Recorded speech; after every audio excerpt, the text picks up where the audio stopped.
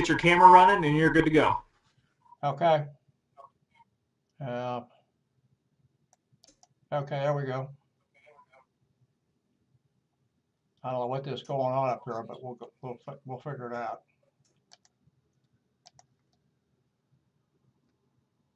Okay. We are ready to go into chapter 2, and I apologize for the interruptions occasionally. As you know, this is a learning process for me, and I'm being helped along here. And I think, some respects, it's a little bit of a learning process for our technical folks because it's new to them as well.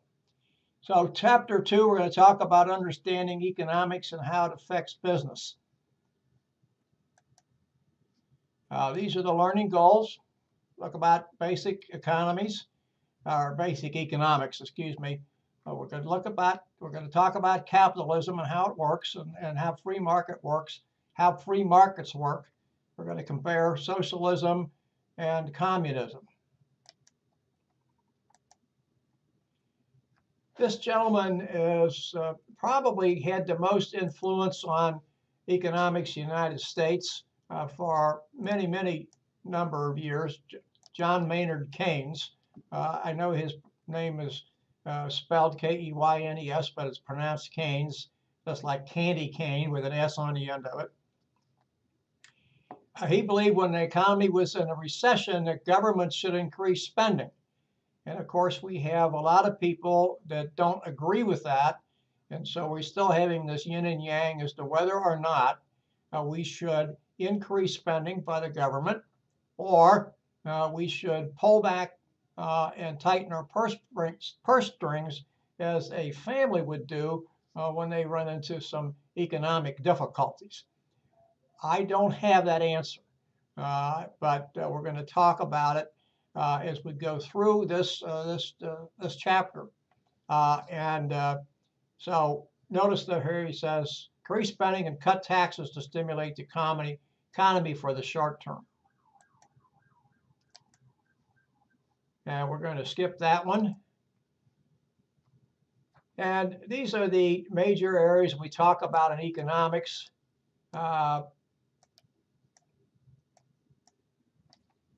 Economics is the study of how society employs its resources to produce goods and services. And then we have two major themes within that. They are microeconomics and macroeconomics. Macroeconomics concentrates on the economy as a whole, or speaks to the government and how the government does things, whereas microeconomics talks about us, how we use our resources or don't use our resources to buy things, and how we do things in markets for goods and services.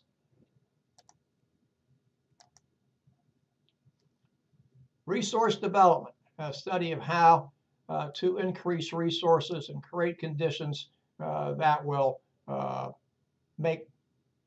help us use things more efficiently and better use of them. So here are some things how we've changed. I think that's the best way to say that in a country. New sources of energy and new sources of fuel. We're talking about hydrogen. We're talking about electric cars. We're talking about things doing that. New ways of growing food called hydroponics. New ways of creating goods and services, things called aquaculture and nanotechnology.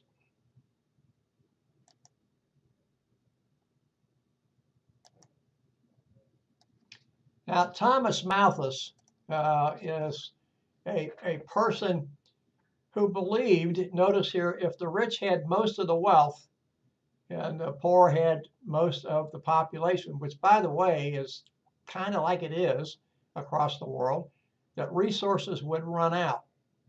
And we have to remember something about resources. We have some resources that are renewable, like wood is a resource, is renewable. Wind is a renewable resource, but probably it's better to say it's a continuing resource. We have yet to figure out how to harness the sun to help us with our energy, which would be solar power. We've done some of that. We've not done as much as we can or we should, perhaps. But we have other resources that are not renewable. Oil is not a renewable resource. Coal is not a renewable resource. Those resources will run out sometime. Not in my lifetime, probably not in your lifetime. But we can't pass those issues on to future generations because by the time it gets to future generations, they may not know what to do. It'll be too late. So we need to think about that. Because of what Malthus thought, Thomas Carlyle said economics was the dismal science. And we still have some neo-Malthusians who believe there are too many people on the earth. I don't know a way to stop that spigot. I don't think many other people do either, at least the way that most of us would like.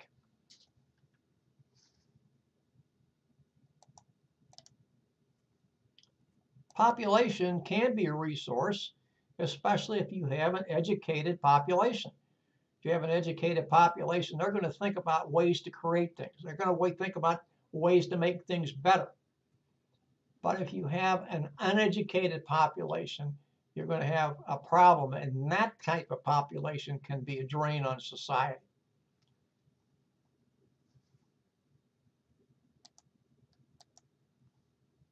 Again, we're back here to the green thing.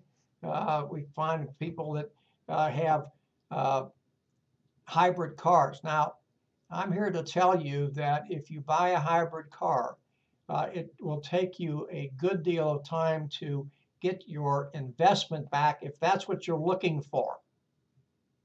My wife and I own a hybrid car. We have a second car that's not. We own a hybrid car. Had it for 3 years. I like it very much. I understand that I'm not going to get my investment back, but I'm doing that because I think I'm doing something to help the environment. Now, this gentleman, Adam Smith, is known probably as the father of economics. He is widely reputed to have written a book called The Wealth of Nations, which that's not the right title, but that's what most people refer to. And he believed in freedom. He believed in the freedom to own property, freedom to own a business, the freedom to keep all the profits for yourself. And finally, he believed that people will work hard if they know they're going to be rewarded.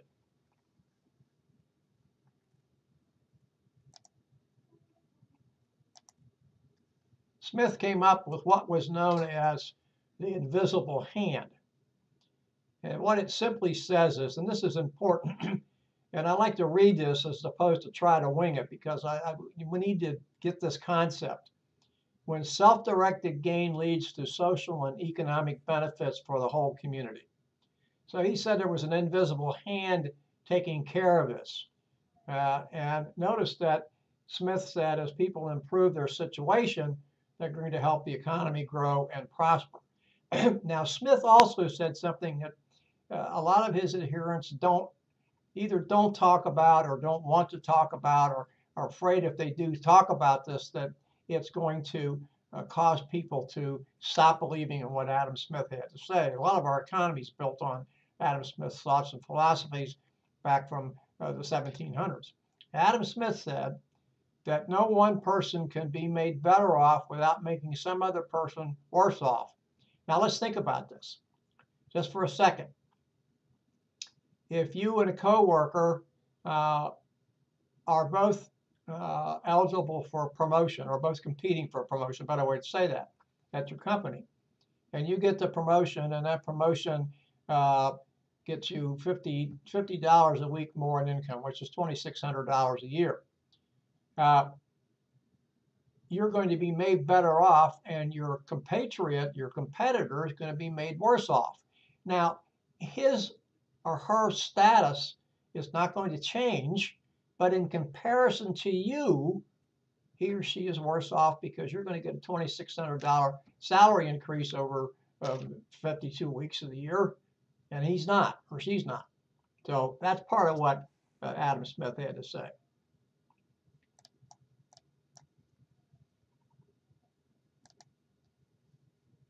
Now, here's how you understand that. And we need to go through this process. A farmer sells crops. He earns more money, or she earns more money, and hires a few extra people to help, and they're going to be able now to plant more crops, and then everything works out correctly, harvest more crops, and have more crop to sell. So notice that when the farmer sells or produces more crop, or grows more crops, a better way to say that, then there is more of that crop available for the general public. And so here in this situation, the farmer is helping him or herself because he's able to sell more, she's able to sell more, and then obviously in selling more, make more money. And at the same time, he is providing a service, if you will, but a good certainly, but a service as well to his community, her community, by making more product available.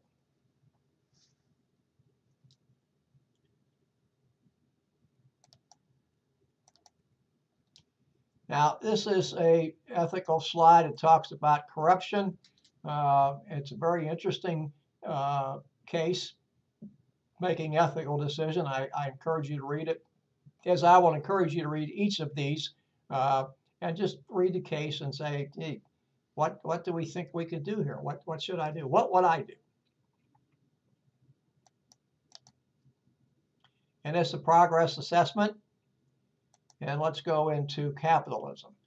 Now, I like to talk about this a little bit differently than what's presented here. I'm not going to change this. I'm just going to tell you that I prefer to call our system, our economic system, a market system. It's a little bit different. Capitalism has a bad ring to it for many reasons, although it shouldn't. But market system really more effectively talks about what we do. We create markets for buyers and sellers to meet. That doesn't have to be a physical market. So don't think about, if you're here in Cincinnati, going to Findlay Market, or in your hometown, going to your farmer's market. It doesn't have to be that. It's a market where people interact to buy and sell goods and services. Now, in our economy, most of our factors of production are owned by individuals, not by the government, and they're operated for a profit. So land, factories, stores, etc. And in countries that have these foundations, United States, England, Australia, and Canada, there are others. Those are probably the ones that we think of the most often. Now, state capitalism is a little bit different. And the two countries that practice this the most are China and Russia. Probably China more than Russia, because the Communist Party still runs China, and it has a lot to do with the production. It's hard for me to say who runs Russia today. I know Vladimir Putin does, but as far as a party goes, that's a little bit difficult to say. So this is when the state, as opposed to individuals, run some businesses.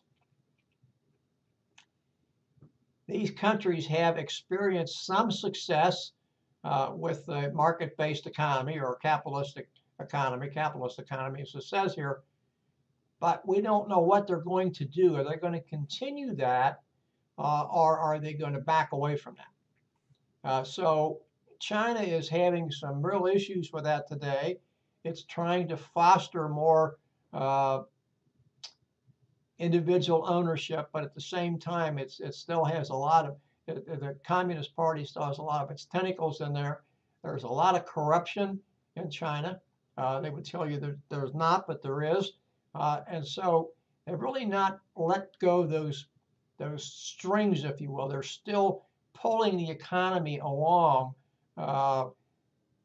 and the government has a lot to do, even in private enterprise, they have a lot to do with that in China. So I can't speak as much or as well about Russia. Not quite the same. Russia does dabble in some parts of the economy, especially the energy part of the economy, oil and gas production and things of that nature.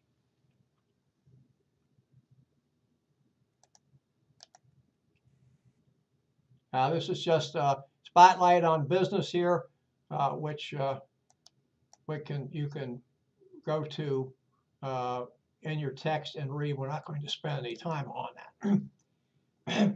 Now, here are the 4 basic rights of capitalism or a market-based economy. Right to own private property, right to own a business and keep all the profits for yourself, freedom of competition, the right to have freedom of competition. In other words, the government's not going to tell you who you can sell to and who is going to compete against you or anything else. The government stays out of that. And then you finally the right of freedom of choice. Franklin Roosevelt followed that up with 4 additional rights. Freedom of speech and expression, which really, that's interesting that he came along with that because that's embedded in the First Amendment to the Constitution of the United States. Freedom to worship in your own way, again, part of the First Amendment, but I think perhaps he felt it needed to be articulated at that time. Freedom from want, which is not part of the United States Constitution. And finally, freedom from fear, which again is not part of the United States Constitution. So those things, we think about those things and we incorporate those in business. We can see that those things are very important to our system.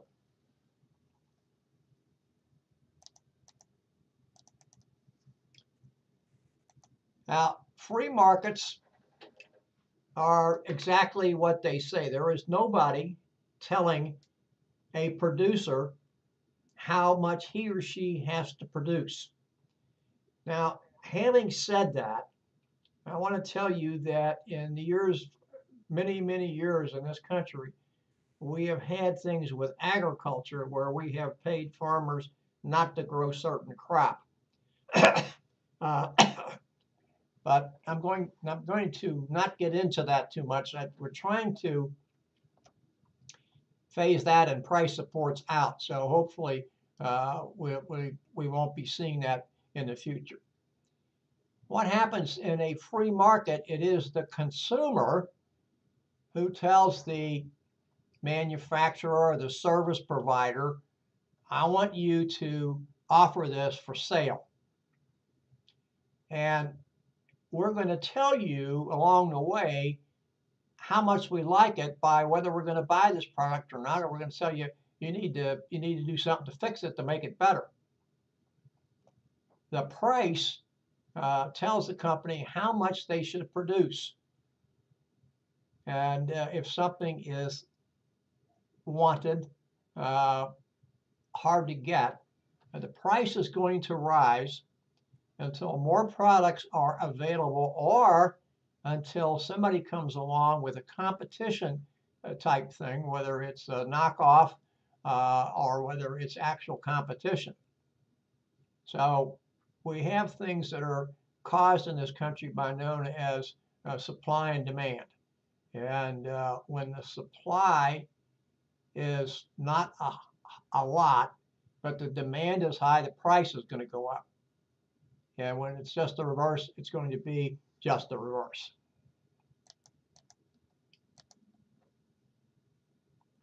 This is our circular flow model. Gives us an opportunity to look and try to understand, or helps us understand is a better way to put that, how a free market works. So we have businesses and households, and it's a circular model, as you can see here. Buying power, goods, and services, input payments, input factors of production. And it's a continual process.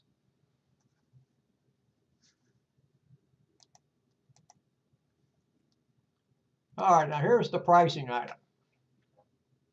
What we think about. This is part of the supply and demand equilibrium. We're going to talk about that shortly.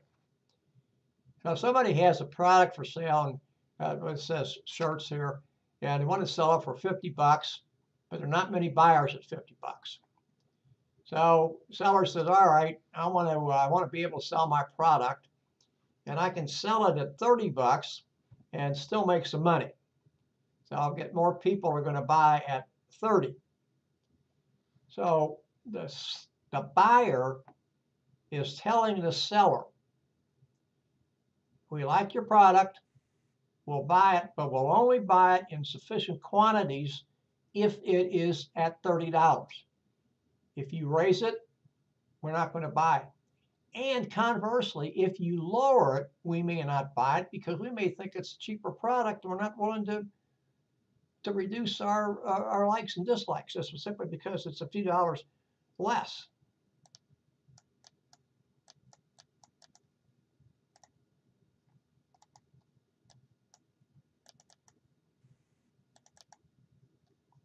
Now, this is the supply curve. Quantities of products that businesses are willing to sell at certain prices. Now, this says different prices, etc. So notice here's the prices on the left-hand side, and the quantity of T-shirts that are sold on the curve here. So quantity of T-shirts sold, and notice that there's a supply curve willing to sell at different prices. Now the price and then the quantity sold.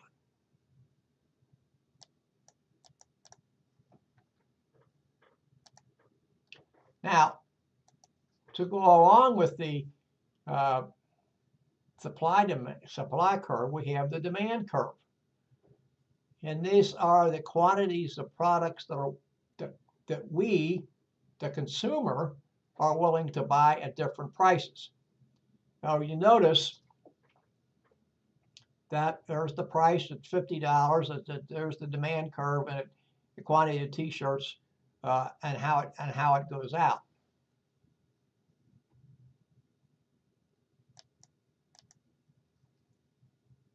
Now, in any type of market, we have four types of content. By the way, I forgot one slider. I beg your pardon. And that's the equilibrium. So, determined by supply and demand, and this is what's known as the negotiated price. So we see the demand curve on the left as you're looking at your screen, the supply curve on the right as you're looking at your screen, and the equilibrium point, that this particular one shows the quantity of T-shirts that we can sell, happens to be best at, we're going to be able to sell 25 of them at $15. That's where they meet, they come together, and known as the equilibrium price. Also known as market price, equilibrium point, also known as the negotiated price. 4 degrees of competition: perfect, which we have very little of; monopolistic, oligopoly, and monopoly. And we will go through each of these a little bit.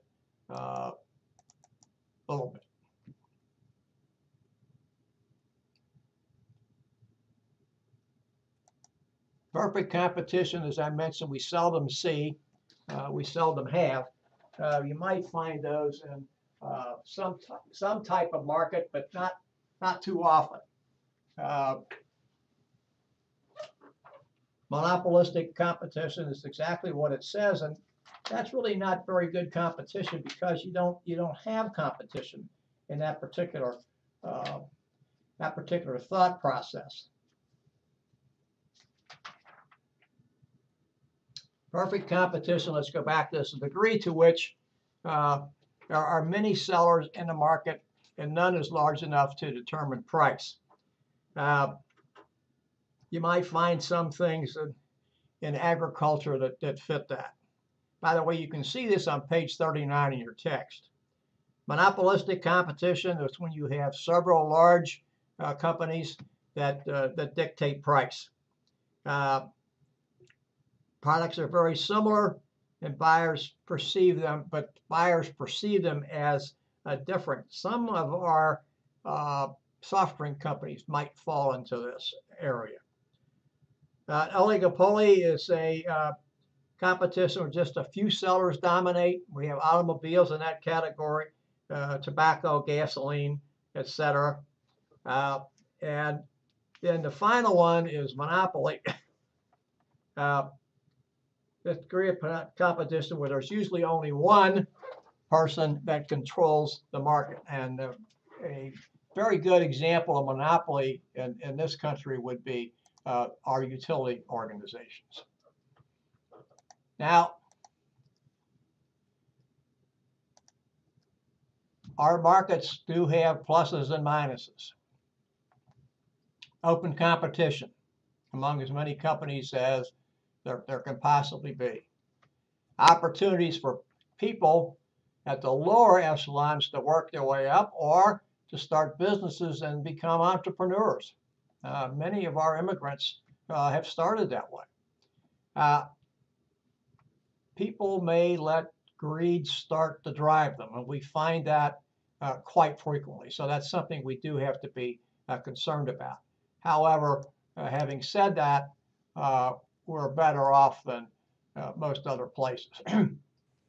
Individual tax rates around the world, low and high individual tax rates give you some kind of idea where we stand as opposed to other ones.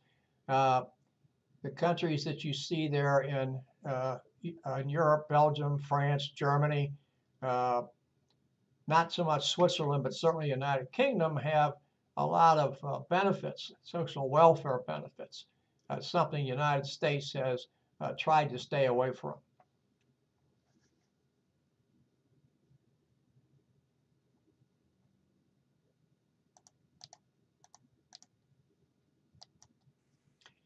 There's some atypical taxes, strange taxes in the United States. I'm not going to go into those. Those are just interesting reading for you.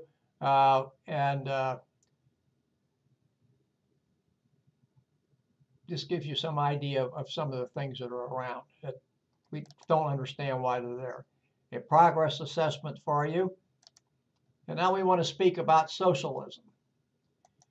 Economic system based on a premise that some basic businesses, like utilities, should be owned by the government. Now, that's different from our utilities. Our utilities are regulated by the government, usually a state government or some other type of local government, not the federal government, but they're not run by them, by those governments. And the object here is they distribute profits across the board. Entrepreneurs, it says here, have smaller businesses. I'm not so sure what they mean by smaller businesses because a lot of the entrepreneurs in the United States have small businesses. What I do know is there's a high tax rate in those countries, and the government is more involved in protecting the environment and assisting the poor.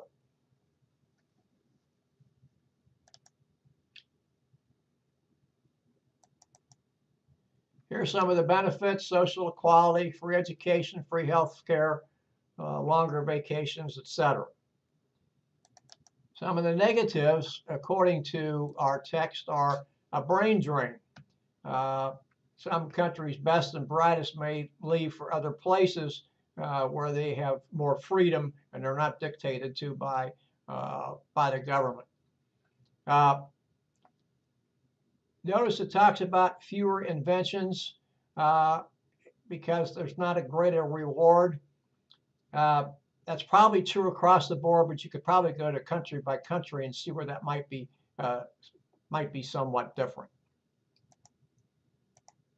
Now, communism is entirely different from socialism, although there are some commonalities, but it isn't different. It is completely different. It is not only an economic system, but it's a political system where the government makes almost all the decisions and owns almost all of the major output. Prices don't reflect demand and lead to shortages in items.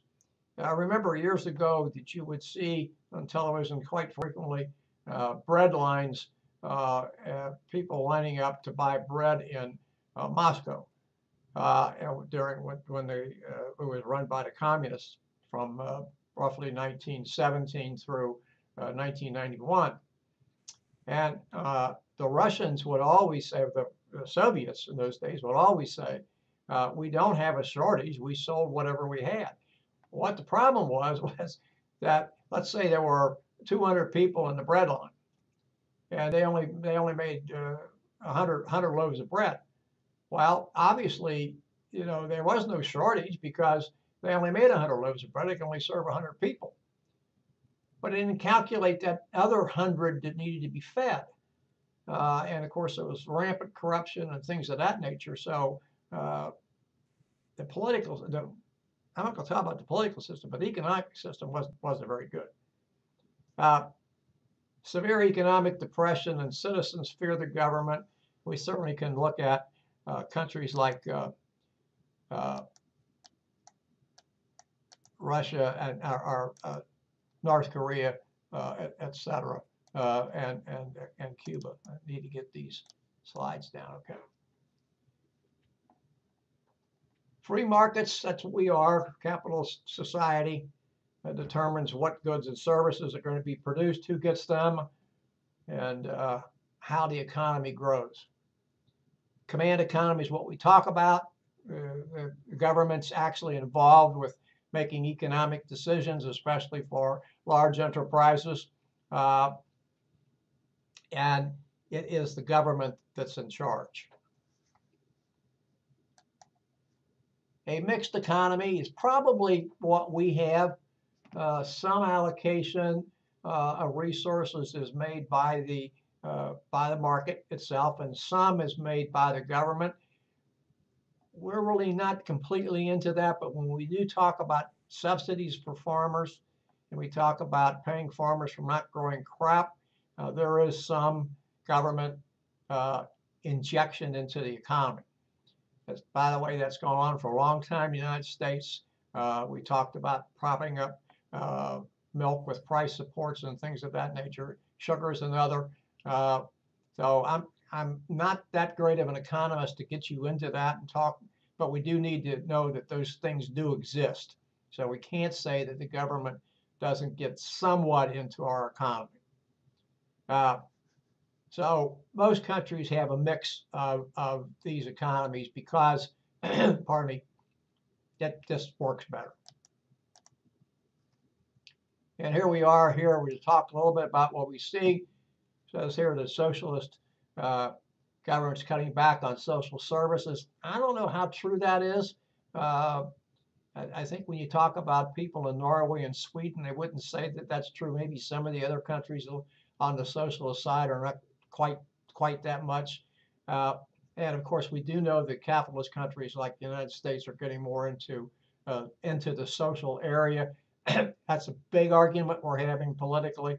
How that's going to play out, I don't know. Communist countries, we probably only have a couple of those around, true communist countries. Cuba is making some changes. North Korea is probably still buried in its own little world. This just talks about China's changing economy. It is growing much faster in the United States. We have to realize something, that we have about 340 million people in this country, and China's population is over 1 billion. So it's a lot different. And China does a lot of things that are labor intensive that we no longer do in the United States. China is worried about inflation. It's still having some problems. Their economy is having fits and starts. The renminbi which is their currency, has been the country's either devalued it or it's been losing value against the dollar for some period of time. Now, we're not too happy about that, because when they continue to lose, it continues to lose value against the dollar, that means their goods are that much cheaper coming into the country.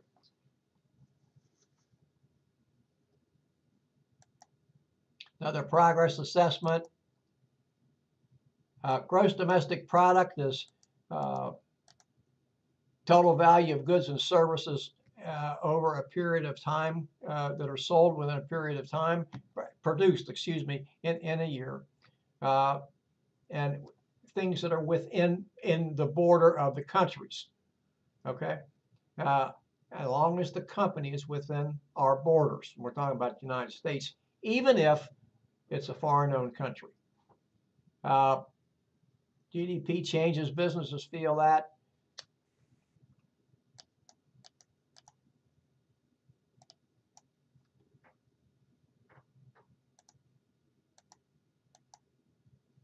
This is our GDP, which we won't go into. You can see how it's grown since 1950.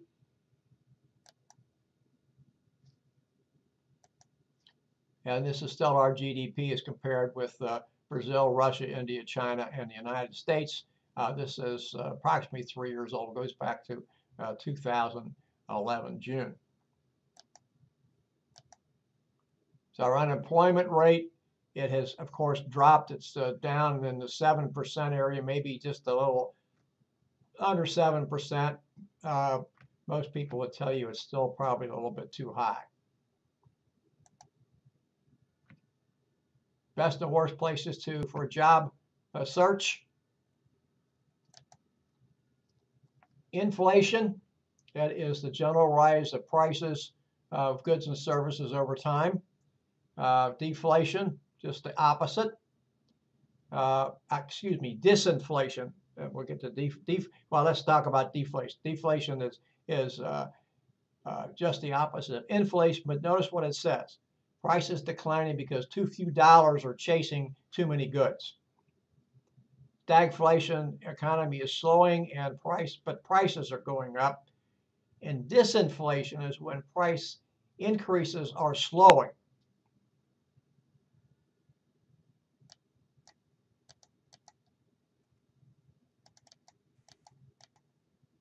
Consumer Price Index, monthly statistics that measure the pace of inflation. This is how the government calculates it: goods and services, housing, food, apparel, etc. And then wages, rents, etc. also go into that. There's been a lot of contention over the fact that the Consumer Price Index really needs to be changed. I don't know whether the government's going to get into that, whether we're going to do that or not. Producer Price Index measures prices at the wholesale level. Productivity has risen in the United States due to technological advances, and the service sector, productivity in the service sector grows more slowly because there are fewer technologies.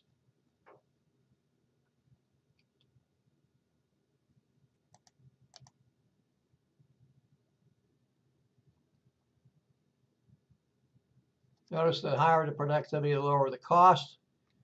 New technology adds to the quality of life. Quality of services provided, but not the worker's output.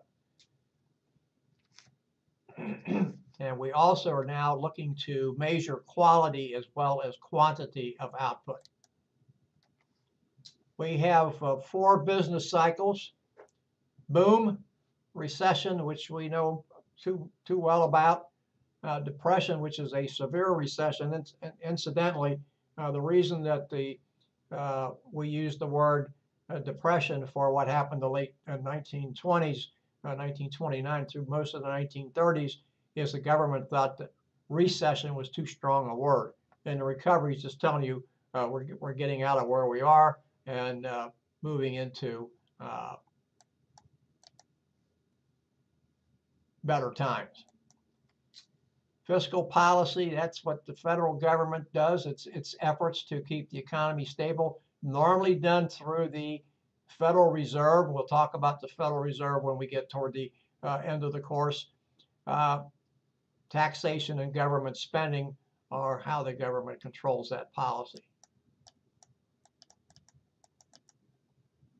National debt, amount of money that we spend beyond what we take in. It's obviously our deficit over a period of time. If we have a surplus, it's when we actually take in more money. Here's what $1 million can buy. There you are.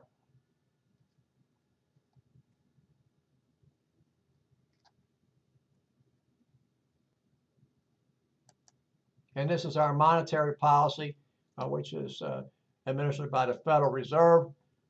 They manage the money flow, money supply, interest rates.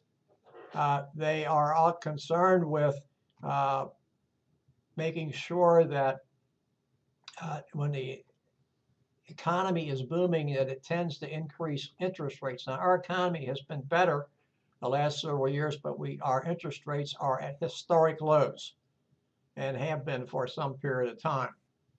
And then when it's in a recession, it tends to decrease interest rates. But as I mentioned to you, we have historic lows right now. So that brings us to the end of chapter 2, and we'll take a break. I have 5:25. Let's take a 5-minute break and come back at 6:30, and we'll get into chapter 3. Thank you. Please come back at 6:30.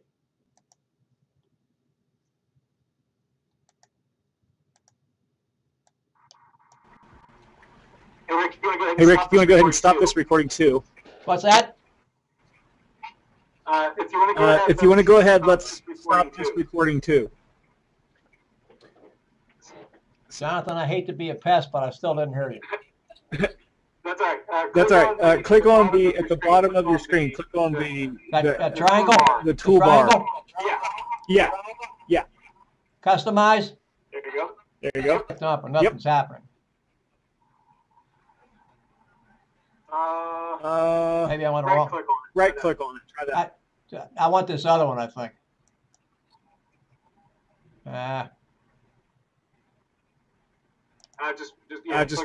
Click away from that one. Yeah. Right click on the blinking one. All right, that's what I did, but nothing happened. Oh, then try just regular click. I'm clicking, but nothing's happening. Yeah, I see that. Yeah, I see that. I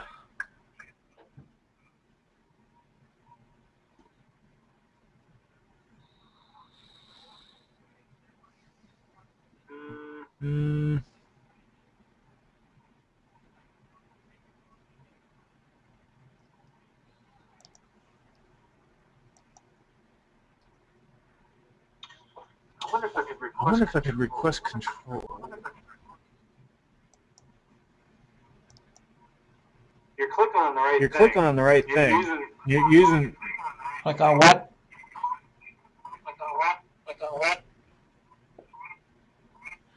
I said you're clicking on the right thing. I said you're clicking on the right thing, so I don't think. I'm trying to figure out what's going on.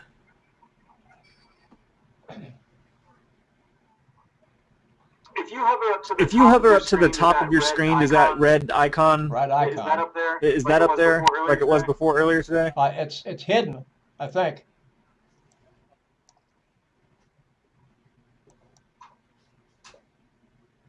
Well, I'll tell you what. Let's just let it go. We can just let it go. It's okay. Just let it alone. Just let it run. Yeah. Just let it run. Yeah.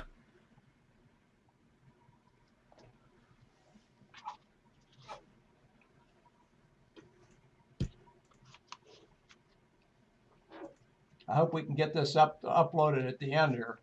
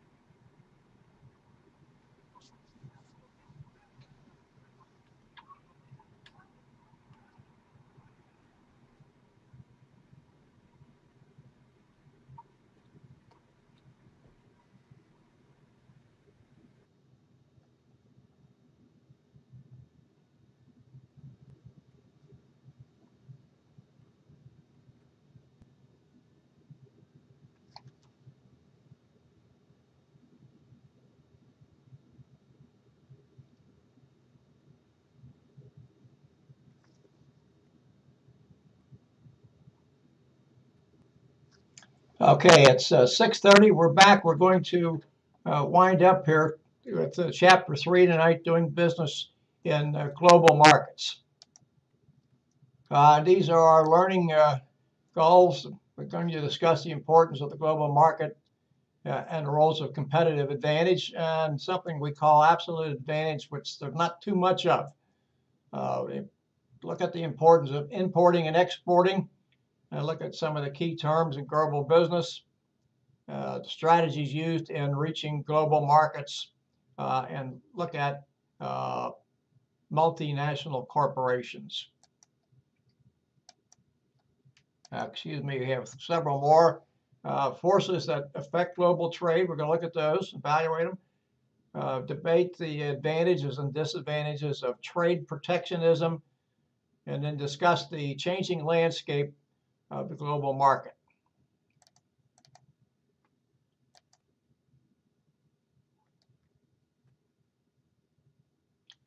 Notice that most of 90% of the companies doing business globally today believe it's important to have employees who have international experience. This gives us an idea of the world's population. 7%, a little over in North America, compared to over 60% in Asia.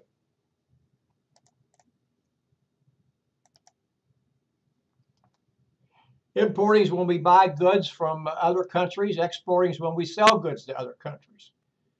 We are the largest importing and third largest exporting country in the world.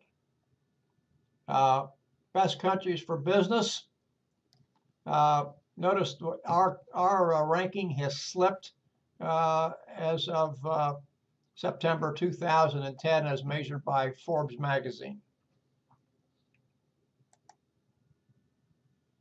This just gives you an idea of the number of billionaires in various countries. We're not going to spend a lot of time there.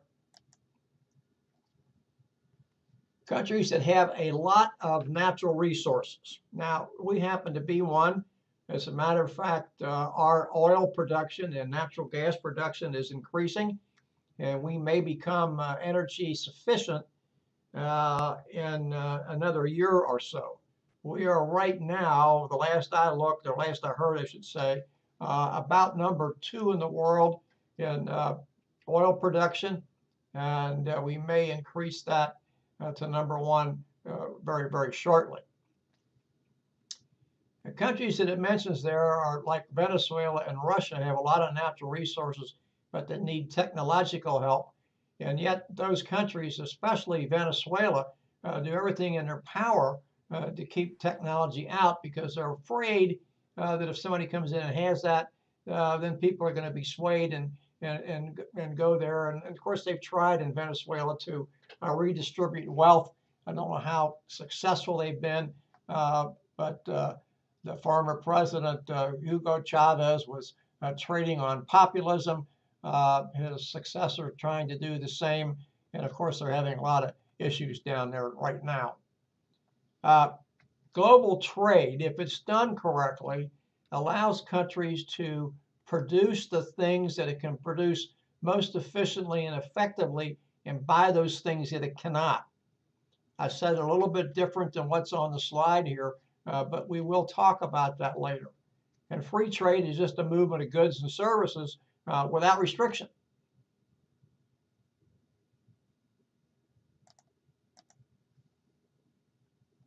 Now, this just gives how exports affect the GDP in the United States. Notice that our GDP, even though we're a very large exporting country, number 3 in the world, it doesn't affect our GDP as much as it does other countries.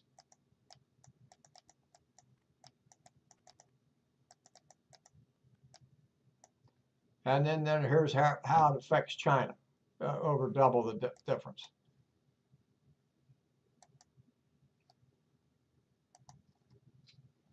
Global trade has led the world in a new direction, according to the slide. It's helped increase literacy, and it's helped increase life expectancy.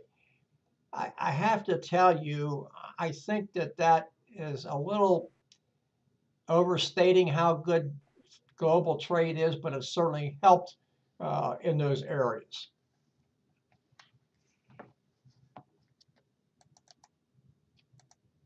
Now, these are the things we need to talk about, comparative advantage and absolute advantage. And this is what I said before, a little bit differently than what the slide said, but I said it and repeat it again.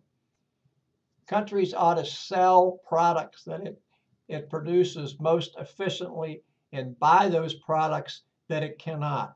Now, just to give you an example, it's one of the reasons that most of our wearing apparel is manufactured outside the United States. Textile manufacturing takes a lot of labor-intense work, and that drives up cost, and that's not something that the United States and its textile manufacturers want to do. There are still some textiles made in the United States, but certainly not as many as there used to be. And so we don't produce that as efficiently as other countries do, cost of labor, et cetera. So we don't find as much textile manufacturing left in the United States. An absolute advantage is where a country has a monopoly on production, and it does it better than the other country. Now, a classic, classic example normally is given with South Africa and its diamond mines. It just does much better. Now, there are a couple other countries over there in Africa, around South Africa, that do have diamond mines, but they don't do as good a job as South Africa does.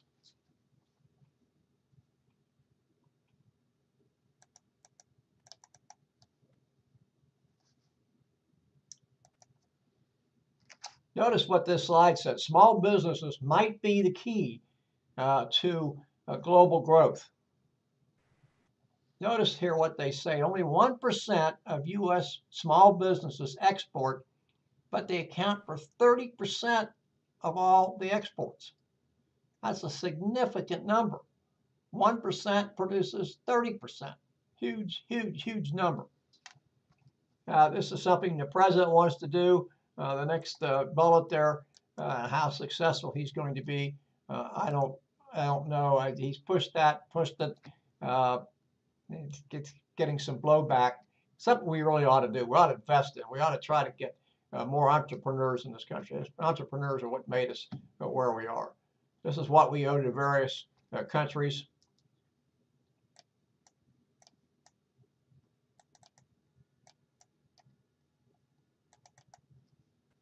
Small business with big vision. I'm not going to talk about that.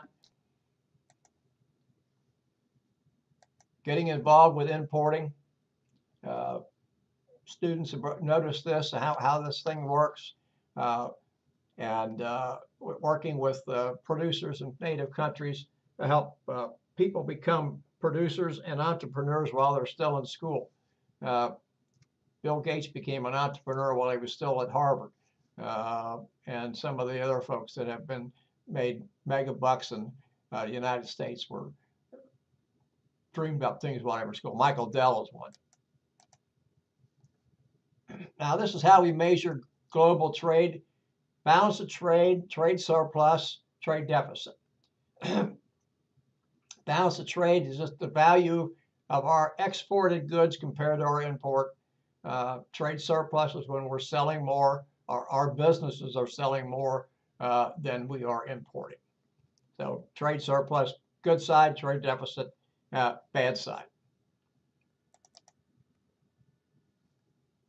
Balance of payments. Wait a minute, that did not come up. I'm sorry. There we go. Difference between money coming in, money going out. Just think of that as your checkbook or your wallet. How much I've got coming in from payday, how much I've got to put out.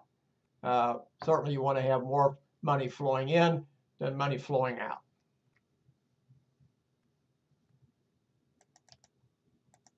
Now, this is a problem that we have throughout the world, not just to the United States, but we have this problem throughout the world.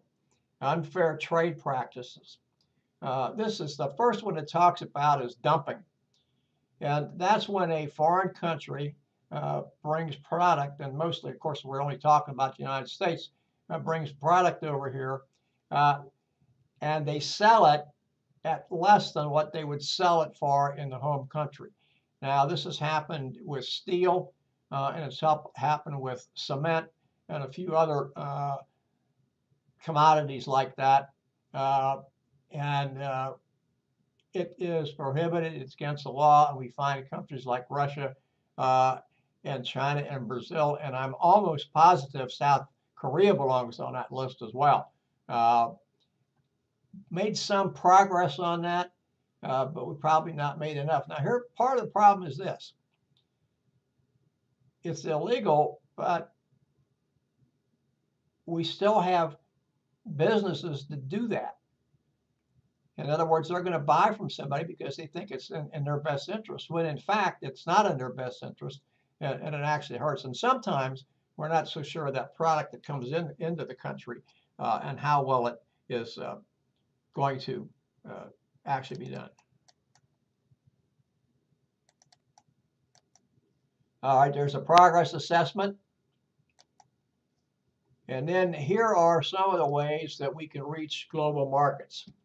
Now, if you will look at this slide, it runs from licensing on the left-hand side to foreign direct investment on the right-hand side. And then it shows the amount of commitment, control, risk, and profit potential. All of that risk increases as we move to the right.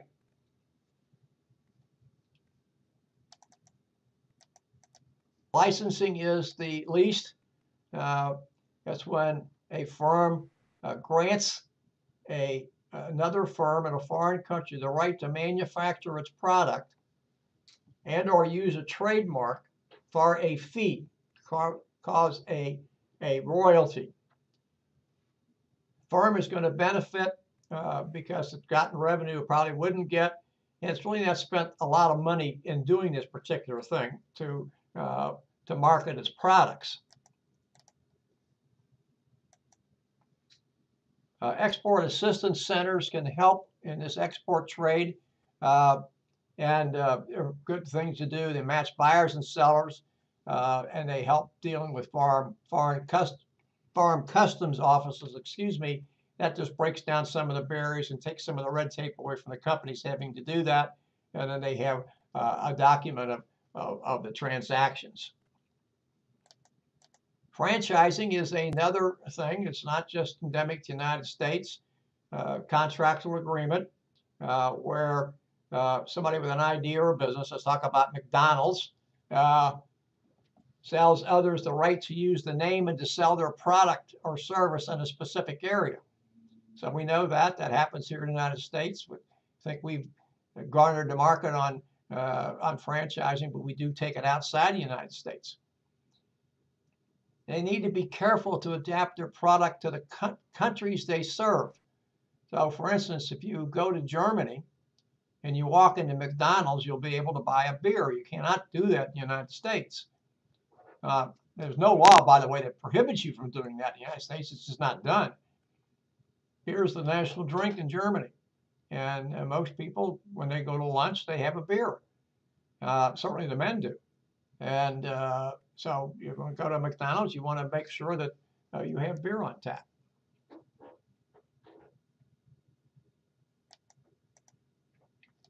Excuse me, I need to go down here to the next one.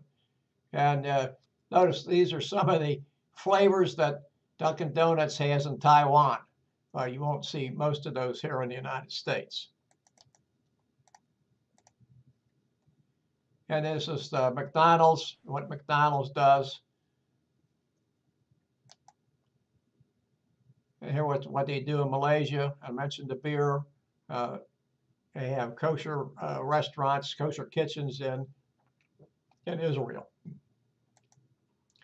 Contract manufacturing is another way to reach global markets. A foreign company produces private label goods. That's important.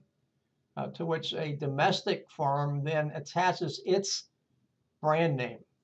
It's a type of outsourcing, if you want to look at that. It can be used to allow a company to experiment in a new market, that way you don't have a lot of startup costs, etc., and then maybe temporarily to meet unexpected increase in orders. Joint ventures, exactly what it says. Two companies getting together to undertake a major product. One that was going on here in the United States for a number of years, especially in California, was a joint venture between General Motors and Toyota. They were going to try to come up with an energy efficient car to meet the strict environmental standards that the state of California has. That did not work out. I can't tell you why it didn't work out, but it was something that the two large car giants were very interested in doing, and it fell apart. But those things still exist, and they're around. So one of the benefits of these things are you have being able to share technology. You can share the risk. I like to say you're actually spreading the risk around a little bit more. You're getting expertise from marketing and manufacturing. You can share in some of those commonalities, and you can look at what's better for one does better and let them take care of that. And then if you're entering into a market in a foreign country, having a foreign partner normally helps you move that process along. Of course, there's some downsides to this, or downsides to all of these things, but it is a way to move into that. The next thing here we have are strategic alliances. Notice the first thing it says here, it's a long-term partnership. And it is designed to help each company build a competitive advantage. Notice though here it says that they don't typically share costs, risks, management, or profits. The object is to provide access to the market or markets. Foreign direct investment.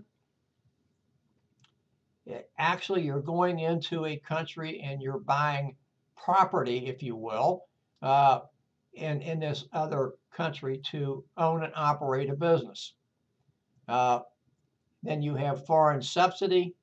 That's a company that's owned, we're talking about the United States, that's owned by a company from the United States. And that company would be called a parent company.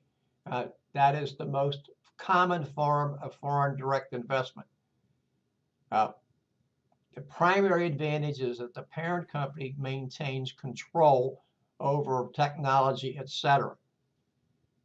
Disadvantage is that you have to commit funds and technology, pardon me, within foreign boundaries, and there may be some legal parameters that you're really not too fond of.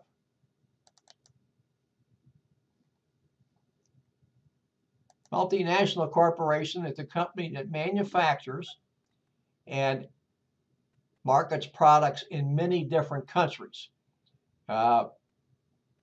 Notice also it has multinational stock ownership and management. So some companies in the United States that operate outside the United States or have companies outside the United States, if they don't have that multinational stock ownership and management, they're not considered a multinational company or corporation by this definition. They would be global as opposed to multinational.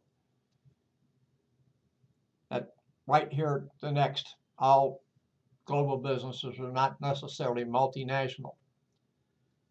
The last part is very important. Only firms that have manufacturing capacity or some other physical presence in a foreign country can be considered as multinational.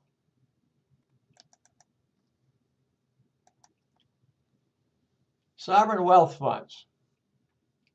Investment funds controlled by governments holding large stakes in foreign companies.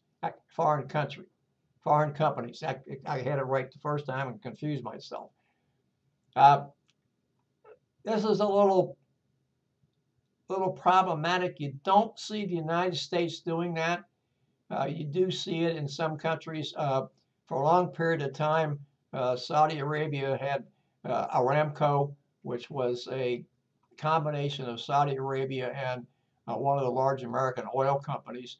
That's no longer around. Saudi Arabia has all that. Many companies are afraid of that because countries will come along and nationalize businesses. Venezuela has done that to many of the oil businesses there, petroleum companies, and so they don't like to do that, and they kind of shy away from those things. And this is exactly what it says. Sunfare might be used for geopolitical objectives, gaining control over strategic natural resources, obtaining technology. I think that may have been what happened in Saudi Arabia. They got that technology and they knew how to do it, so they no longer needed their American partner. I don't remember. I want to say that was Standard Oil, but I'm not sure it was. And whether they got any money out of it, it's hard to say. And if you're doing business over there, and those countries that you're doing business in or with are not in the free market, and there's a lot more government intervention, there's not a lot that company can do. It's not like coming here to the United States and say, okay, we don't like this arrangement, we're going to go to court and get this thing settled. That doesn't happen. And then undermining management. Another progress assessment for you. Now, these are the forces that affect global trade: socio-cultural, economic and financial, land and regulatory, and physical and environmental. Cultural differences. Really have to be concerned about the cultural differences when you're doing business in the foreign countries. Not only the social fabric, but you have to pay attention to religion, manners, values, etc. What's on this slide.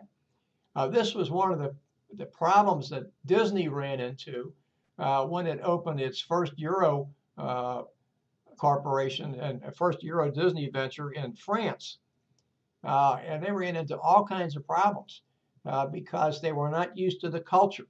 And really, Disney was fairly close after a year or so of closing that entire operation down until they re-looked at what they were doing and made sure that they were being sensitive to the culture there.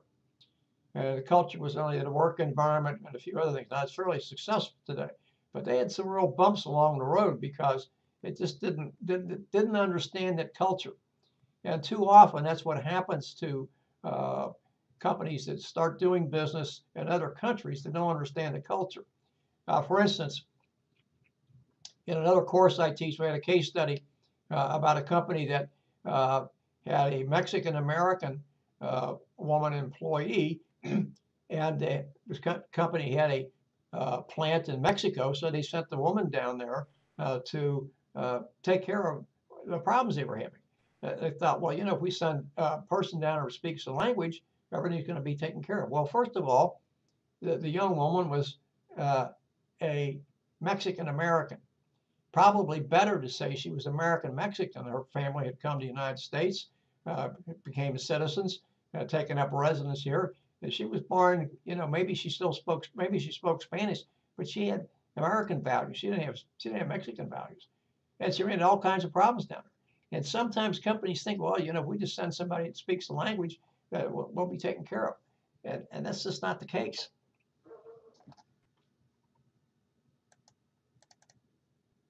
Now, here are some things here. Lost in translation advertisement that go wrong.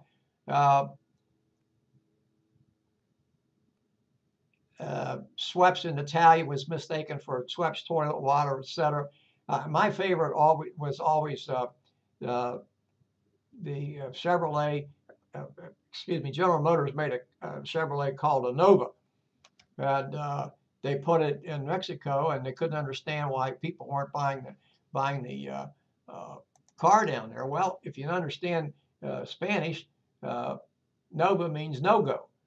And so, or a derivative of it means no-go. So why would you want to buy a car that was a no-go? It's crazy. So sometimes people don't really pay attention to things they're supposed to do.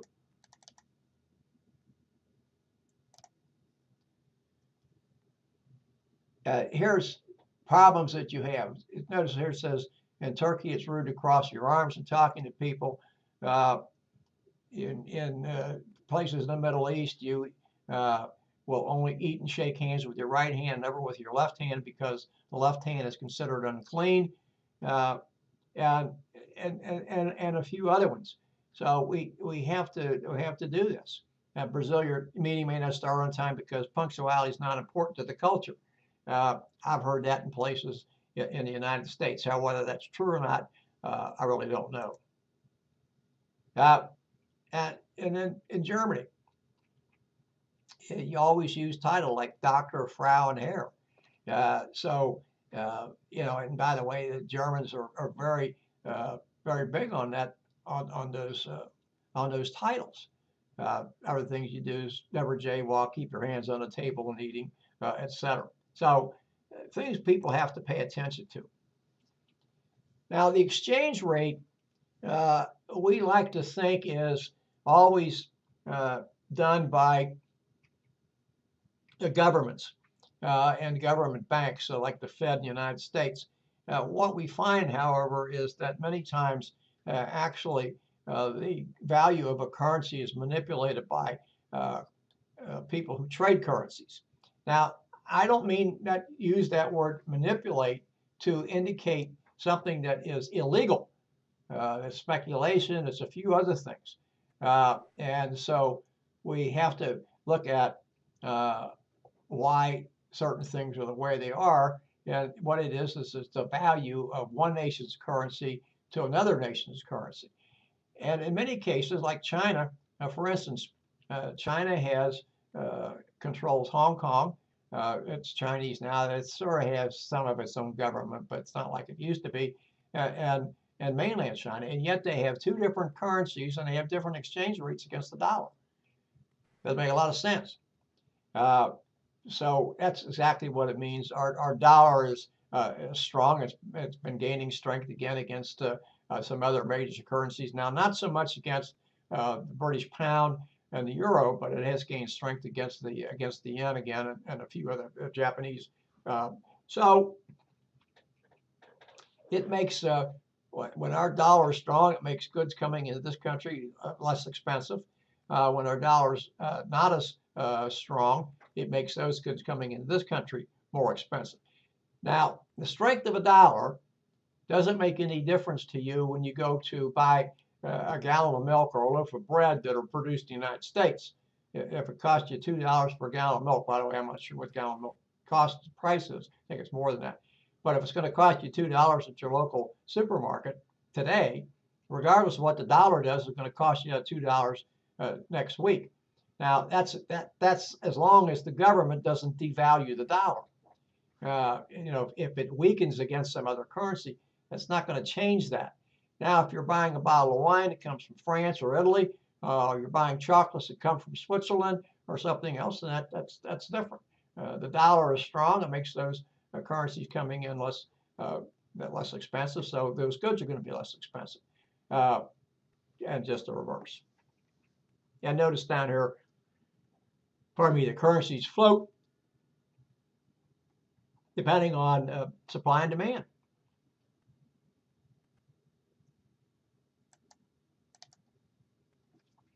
Devaluation, we just talked about that. Company devalues its currency, then it's going to be worth less today than what it was. This counter trading, we don't really need to pay a whole lot of attention to that. That's something most of us will not get involved with. Type of bartering. Several countries trade goods and services for other goods and services. Now, here's something we need to worry about. There are no such things as global laws, no system of global laws. You will occasionally hear of people who are being tried by a tribunal in The Hague, Netherlands, for crimes against humanity, etc. Those are courts that are pretty much set up by the United Nations. They have some traction as far as maintaining legality, but they do not have any jurisdiction over the United States and many other countries as well. Laws to say that they're inconsistent would be an understatement. Organization for Economic Cooperation and Development is trying to end corruption and bribery in countries. Not easily done. These are some other issues we have: environmental forces, transportation systems in developing countries are not good, and they have some problems. Of course, we know they have other problems. Pollute the environment, and those folks think, well, we're just trying to keep body and soul together. And technology usually are well behind the United States. Another progress assessment. This is the problem we really have with, and that's trade protectionism. It's where the government steps in and says what can be traded, what can't be traded, and what the cost of that's going to be. So the object of it is the protectionism of some sort, and we're going to talk about a few of these in a second. And protectionism of some sort will protect the local producers. In fact, it doesn't protect them at all. It doesn't protect anybody. It causes the purchaser to pay more money than he or she would because there's no competition, and allows these producers to continue to be inefficient.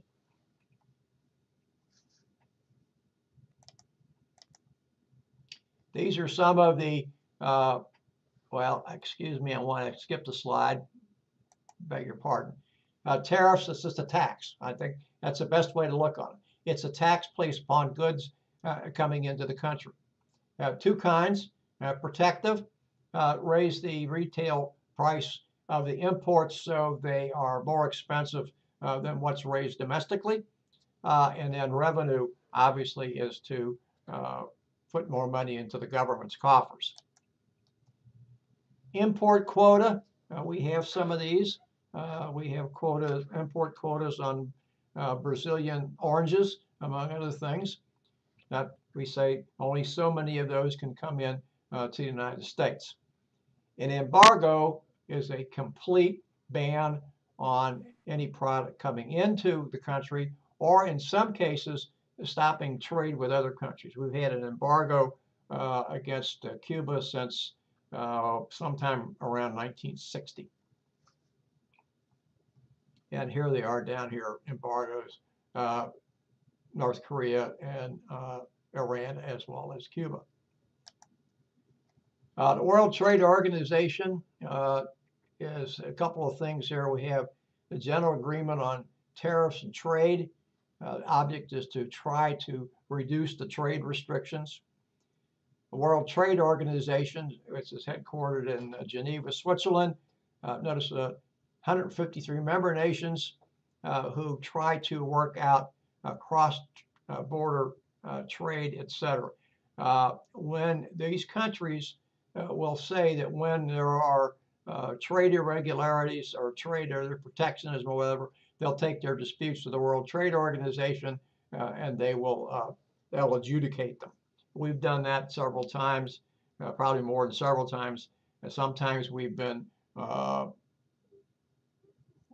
it's come out in our favor, and sometimes it's not.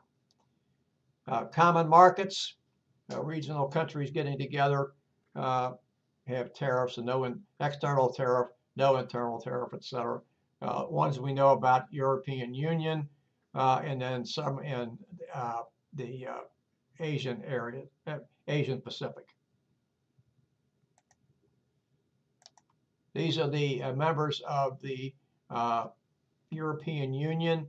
A couple that are on this slide have come in. I believe Croatia and so Slovenia are now part of the European Union. Turkey is still trying to get in. It has not gotten in there as yet. NAFTA, the North American Free Trade Agreement between Mexico, the United States, and Canada. Eliminate trade barriers and facilitate cross-border movement of goods and services. Promote fair competition. Improve working conditions in North America. And I think one of the big things here is to provide effective protection of and enforcement of intellectual property rights. That's things like books.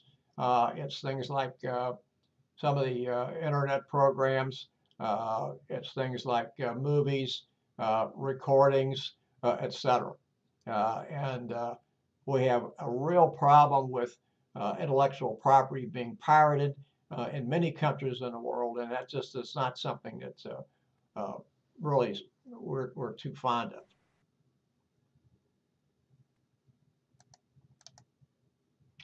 The Central American Free Trade Agreement, which we've done with Central American countries, 2005.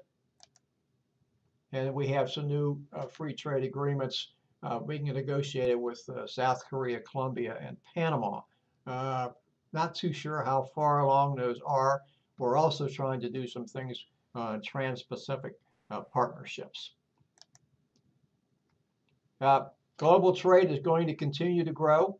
Notice what it says here in China, but pretty soon, if not already, India is going to be a much larger populous country than China is today.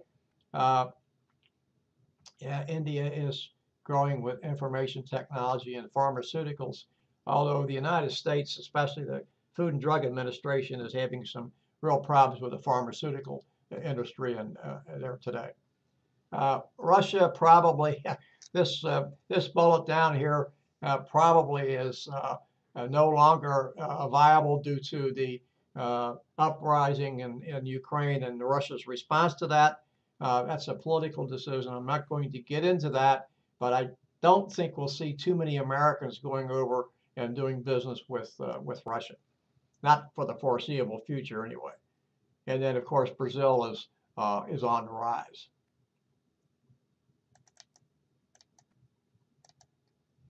Outsourcing, we've talked about that. Not going to talk a whole lot more about it, but it is here. It's not going away. We have to understand that. We have to understand that there are some businesses in the United States that are not going to come back. Most of the ones that aren't tend to be resource intensive. And what I mean by resource intensive, it takes a lot of humans to do that. Humans are costly. Humans are a company's most important resource, and at the same time, they're the most expensive resource. So where companies find they can cut costs, they're going to do that. And we obviously ought to be paying attention to that because there's some outsourcing we don't like. I am hearing impaired, and it is very difficult for me to listen on the telephone and talk to somebody from the Middle East or from India or Pakistan. I cannot understand them. It's not their fault. I can't understand them. And so there are a lot of people that fall into my category. So those things really have to be looked at. Outsourcing is not necessarily a panacea for everything. This again, making ethical decisions, which I encourage you to read, but again, it's not a requirement. It's just for your own edification. If you want to get into being a global career, first key there is not only to study, but to master a foreign language. Spanish is one that is very popular today, and I would certainly encourage anybody who wants to do that to not only study a foreign language, but to master it. Be able to stand on the street corner, I'm going to use an example, in Mexico City, and be able to speak to people as they walk by. Now, yeah, they're probably going to realize you have a different accent than they do, but if you can speak to them, that's probably going to go away pretty quickly. Learn what you can about the foreign culture. You cannot do business with people that you don't know much about. It won't work. Or you might get some orders pretty quickly, but then when you're not paying attention to their needs and their wants, et cetera, they're going to go someplace else. and then says here to take global business courses, and I would certainly agree with that. Well, ladies and gentlemen, that brings us to the end of our almost 3 hours tonight. We've had a little interspersed here as I'm being helped with the technical changes.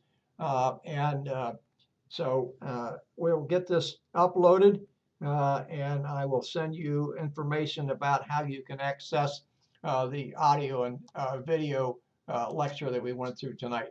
Now, I want to tell you, and I will send you an email, due to a previous commitment, the lecture next week will be on Monday, not on Tuesday. That will be Monday the 10th, but then the following week we will go back to lectures on Tuesday, and they will continue through the remainder of the course. So I thank you very much for your attention tonight. Good night, and I look forward to speaking to you next week.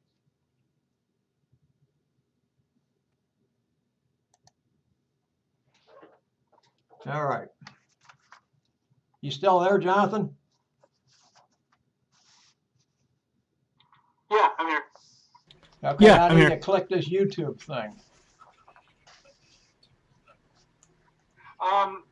You can probably get it started. The files are You can probably get it big. started. The files are going to be pretty big. So So you might want to do it in the morning, but you might want to do it in the morning, but you can maybe get it started and just let it kind of run I did this set up evening. an account. Okay. Let's Okay. go ahead and close all this out. Let's go ahead and close all this out. Close this out. Yeah. Just click up here at the top. Yeah, just click the red X. Yeah, just click the red X. No, I don't see a red X. In the PowerPoint. In the PowerPoint.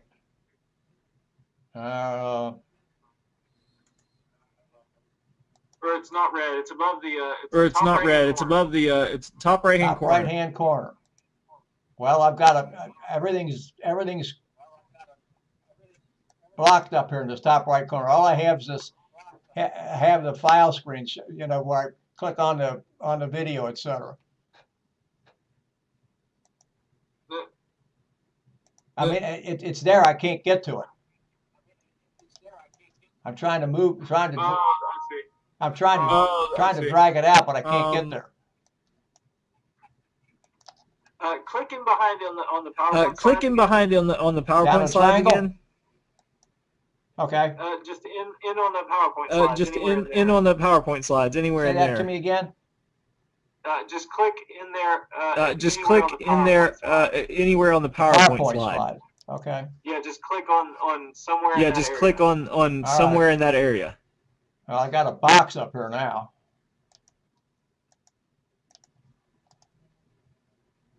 Let me try to do it this way. I guess I'm not seeing what you're seeing, I'm not seeing what you're seeing, I guess. I'm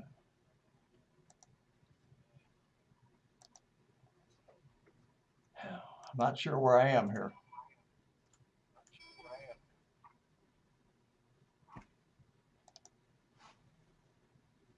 I think maybe I found it.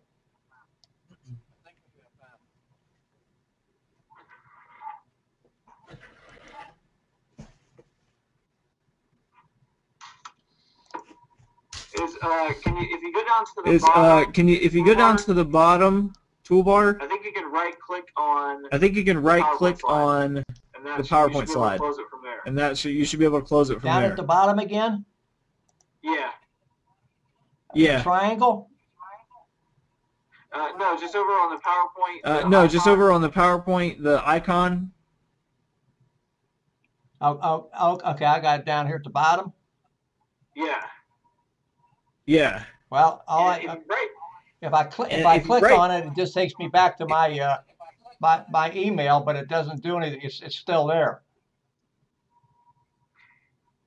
On the one that's the PowerPoint icon, if you right click on that, you should be able to close all the windows. Okay. Well, when I click on it, it takes me back to my email.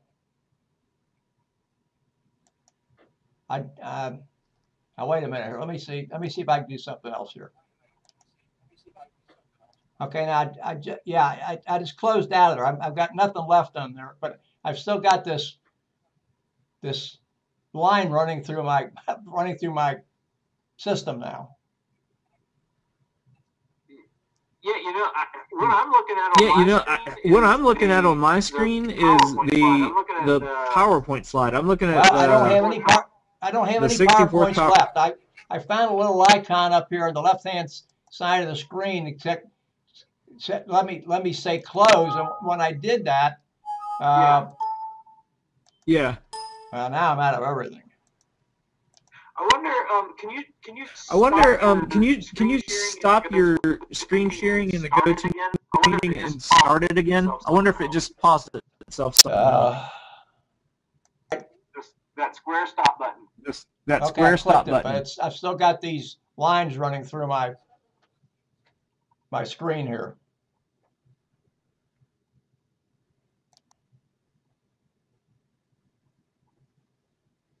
If I click on this little X that says quit up here, what will that do to me?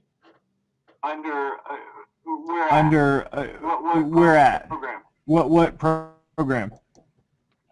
Yeah. Okay. Now I clicked on this box and I've got three choices down here. Choose an organizer and leave, end meeting for all, or cancel. This is from the GoToMeeting people. Yeah. Don't do that yet, because I wanna. Don't do that yet, because I wanna. That'll close this session out. We won't be able to talk. So.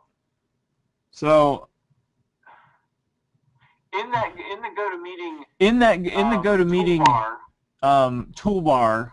Can you stop your screen sharing? Can you stop your screen sharing and then start it again? Well, I'm clicking on the the one at the top. It should be the top right hand corner. It should be the top right hand corner, that orange arrow beside that area.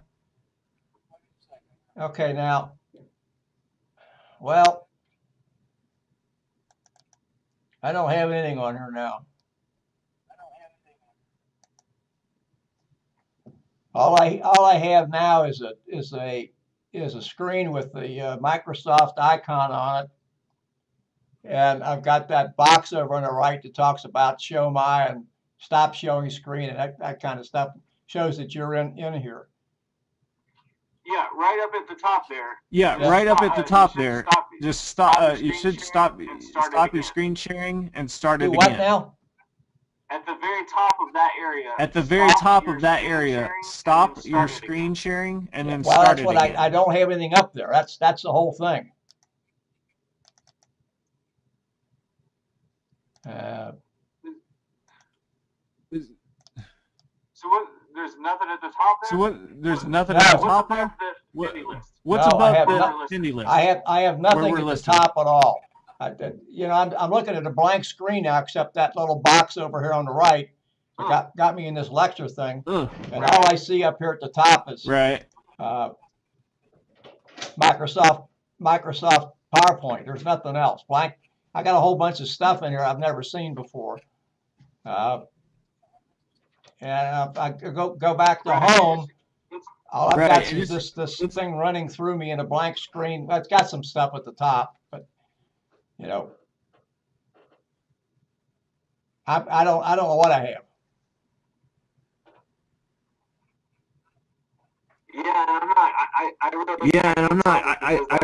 I can't tell just because I'm not able to see your screen. Yeah, I don't know what to tell you. I just have that one image. I can't find anything. If I go to home, I got a thing up here that says available templates and themes. I don't know how that came up there. And then that's a file. Go to home, I got a blank screen. There's the only place I have that GoToMeeting is down at the bottom. When you say home, what do you? When you say home, what do you mean? The only thing I have down there in this GoToMeeting is there's a little icon down at the bottom, and when I click on that, I don't get anything.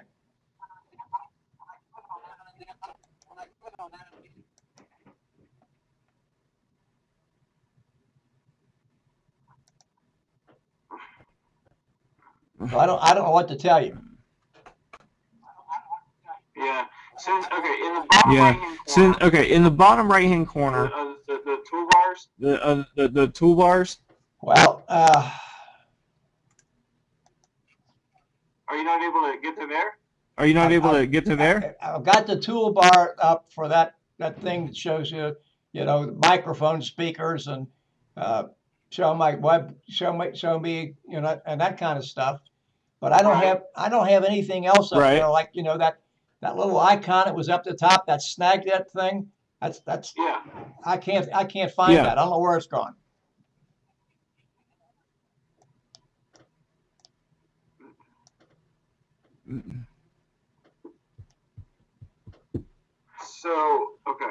So okay. But you said a minute ago you saw the that record button. Well, I got that out because I clicked on. Well, don't do that. I was able to get that record button out now, and I can't get to it now. So I've obviously done something that screwed this up, and I don't know what it is.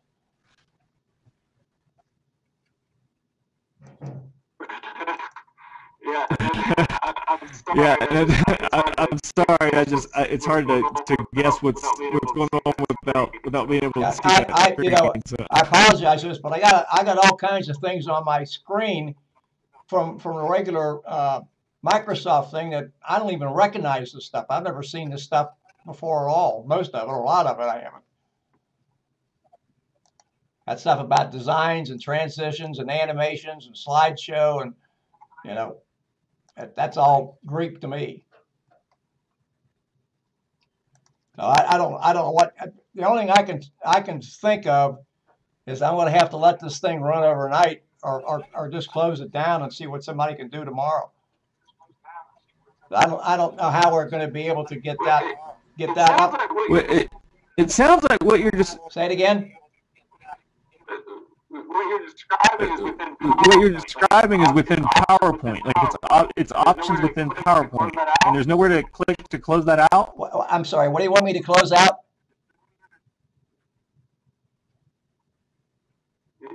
Where you're seeing the animations and that. Where you're seeing the animations and that all that stuff you're seeing before, there's nowhere to close that out. Right now, I'm looking at a blank screen. I've got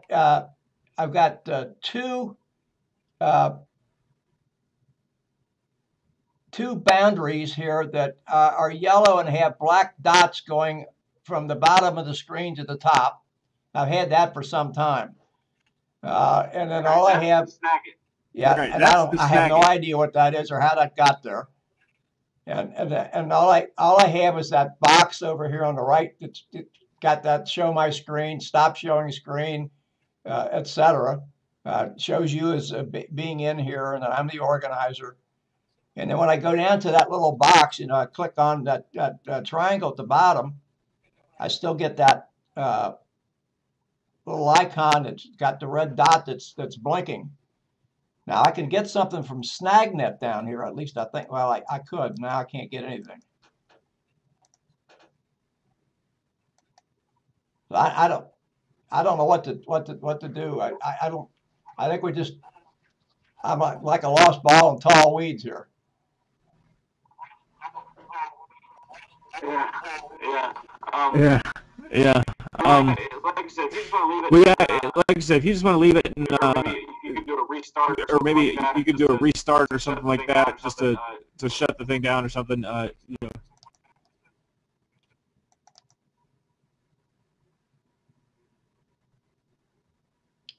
Okay, now this got into this GoToMeeting and said I have to end my other meeting before I start a new meeting. But that's what I don't know how to try to do.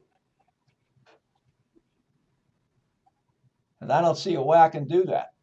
Well, you shouldn't be trying to. Well, you shouldn't be trying to start a new meeting. That's just going to open up a new room. Well, I'm not too sure what you said because you're breaking up a little bit. I don't see anything on here that allows me to get out of this program.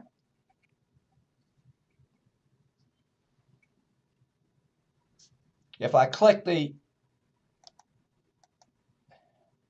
Well, I got up here at the top and I pull a thing that says file, and it says I've got a couple choices. It says exit leave meeting or exit end meeting.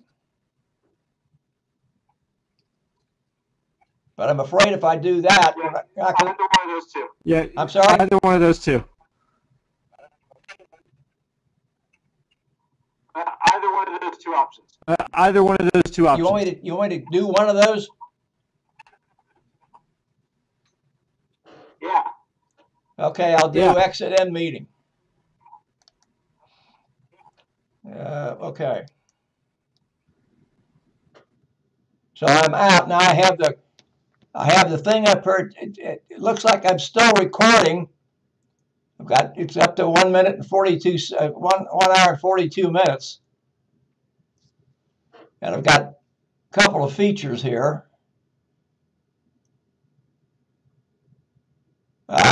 Should I hit finish recording?